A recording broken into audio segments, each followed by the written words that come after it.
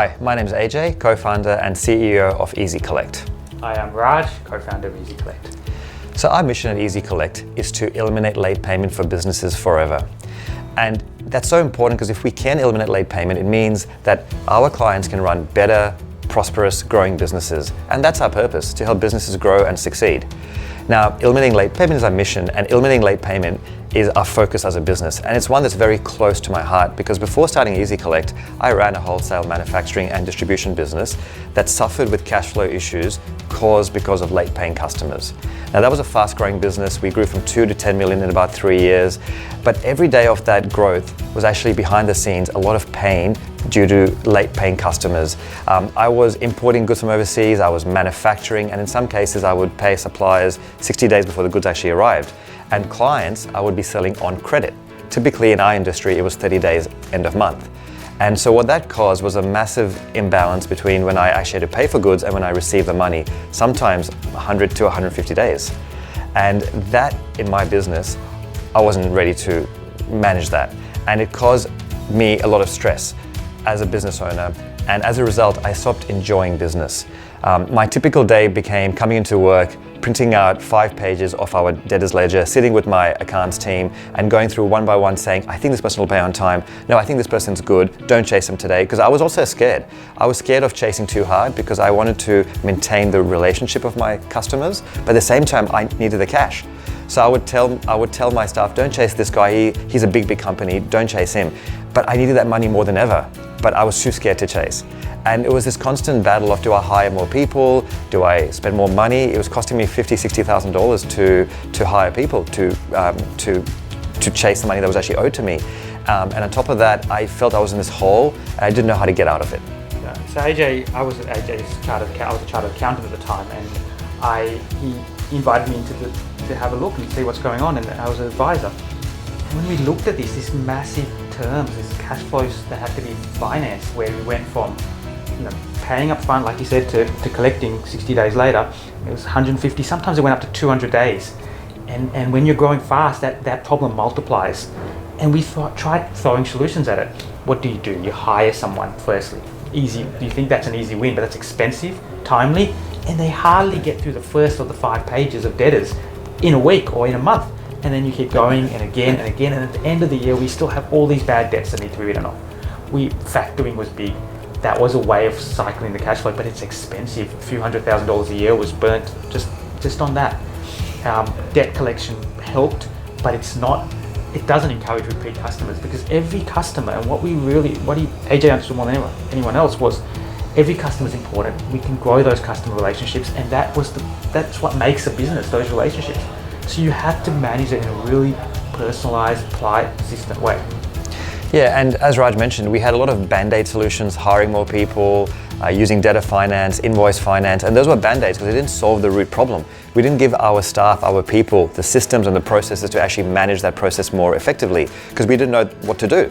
And we lived with that problem for 3-4 years, and luckily after some hard work and some good luck, we were able to sell the business to a publicly listed company. And Raj and I were one day having a beer at a pub celebrating that, and I was saying, Raj, this problem has to be more than just at my business. Was it with some of your other clients? Absolutely, and I saw it specifically of wholesale distribution, but across the whole Australian business scene, globally, there's just a culture which is broken, a payment culture where everybody's waiting for reminders, everyone's waiting to be prompted, and we felt that we could change this. Yeah, and look, Raj, to be honest, say 30% of your customers are good, they'll pay. It's a 70% that really is the problem customers. And so when we're talking about the secret sauce of getting paid on time, it came down to, persistent, polite, personal follow-ups. Personal is very important because, as Raj just said, it's all about that relationship. But the persistency is so important because people are good by their nature, they will pay. But to get to the top of that payment queue, you need to be the one that yells and screams the loudest. It's like I say, the squeaky wheel gets the oil. That was the secret sauce. And we said, why don't we give other businesses that squeaky wheel? Why don't we give them a product or an app they can plug into their accounting system, so they don't have to spend more time and money setting up a new product, plug into their accounting system that quickly gives them a squeaky wheel so they can set up persistent, polite, personal communication with their customers. And a key point here is it's not just the communication with customers around email reminders. Automated reminders is brilliant, but it's more than that. Businesses already have staff. How do I make the staff more effective? How do I tell them in the morning when they come to work, call these 10 people today, here are the people that you focus your day on, here's how you should manage your relationships, here's how you can actually run your business with your people, give them the systems. It was all about automation, but the human touch with it as well. Yeah, right? Making sure they have the data and the information to be effective, to be efficient, and just get it done. Yeah, and as Raj mentioned, in my last business, I wrote off about $80,000 a year in bad debt. And the main reason was because I didn't know who to escalate the debt to.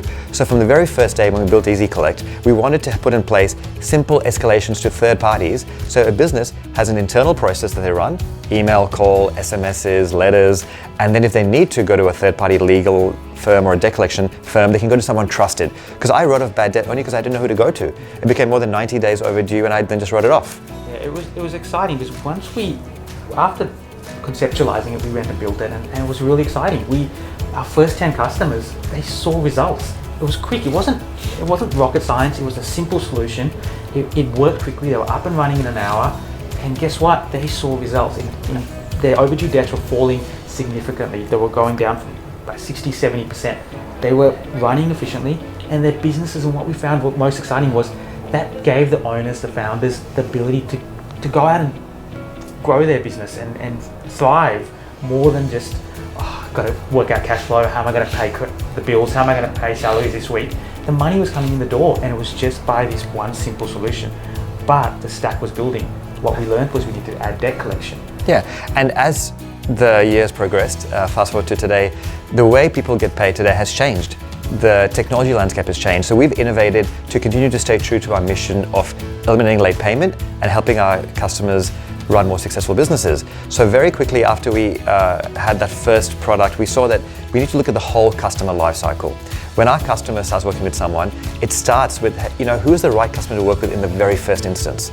I don't want to, yes, chasing is very important, but go back a few steps. How do I onboard the right customer? How do I know if this customer is a good risk or a bad risk?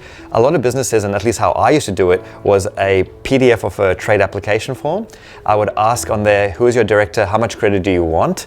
And give me 3 trade references. And often my salespeople in my last business would want to get the sale, so they'd bring in this application form. My accounts team was already overwhelmed with chasing late paying customers and all the other admin that they were doing. And they would call maybe one of the 3 references. And because of the pressure from sales and from me, we would open up these trade accounts, give someone $10,000 credit based on a trade reference, which is always good, by the way. And I can't imagine a bank giving you a loan for $10,000 based on Raj saying that I'm a good guy. Yeah, that's right. Like small businesses giving away these huge amounts of credits with little processes, little understanding of the business that they're dealing with. It makes we needed to solve that as well, because before you even make the sale, we need to make sure the credit worthiness is there, and in a simple way. So using our data and our platform and the insights that we gathered from all our customers that we have, we were able to build some very data-driven, insight-driven ways for businesses now to onboard customers through really seamless application forms, assess the risk, because risk needs to be, especially now in the times that we live in, need to be assessed more scientifically, more data-driven. Say, if I work with this customer, it's a good customer, and this is how much credit I should extend. And if you get the right customers on board, then chasing them becomes more effective, and you get better results. And then from there, we built our own payments platform. We said that there needs to be a way to reduce the friction and innovate the way that your customers can pay you.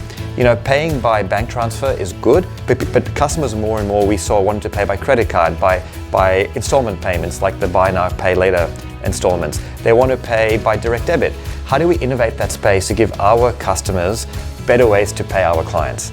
And so as the vision kept growing, we looked at solving the problem by not just saying, let's have a collection system, let's have a credit onboarding system, a collection system, a payment system. It became a platform. All the disparate solutions that businesses used to solve these cash flow problems, we were bringing it together. And it was a stack that was building, and it was easy to use. It was easy to start, easy to implement. And we started with that workflows of just reminding people and scheduling things, and it just kept building from payments to credit insights to debt collection. And it was really exciting, and customers loved it, and they felt the difference. Yeah, and our aim is to have no business have to worry about having to be chasing late paying customers. We want that to be, use this ezyCollect app, plug it into your accounting system, and off you go. And remove the excuses that customers give. you know what, I don't have a copy of the invoice. Hey, guess what? We've got a platform. They can go and download the invoice anytime they want. Every reminder has the invoice attached. All the excuses, and we were tracking this. We were learning what customers were replying. And those excuses, we were then building our platform around that to make sure that people got paid faster. And even during the COVID, one of the big things we saw is as we geared more and more anecdotally that customers were paying later and later and payment terms were blowing out, we didn't see that on our platform, and we were thinking, why not? It's because it works. We were getting to the top of the queue each time. Yeah. Fast forward to where we are today, we have 1,200 customers in 18 countries. We're helping small and medium businesses to manage their cash flow, to get paid on time, and we're just at the start of the journey.